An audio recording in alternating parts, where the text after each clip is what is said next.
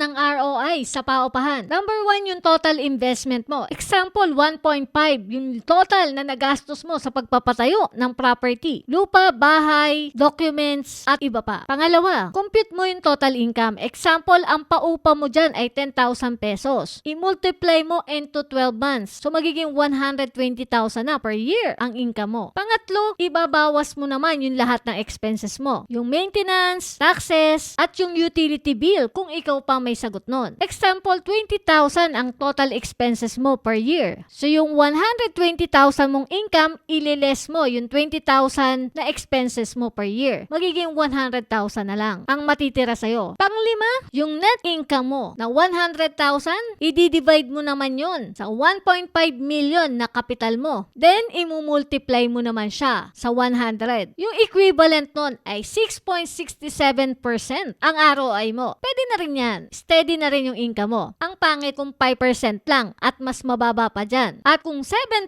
naman above, maganda na yung balik ng investment sa'yo.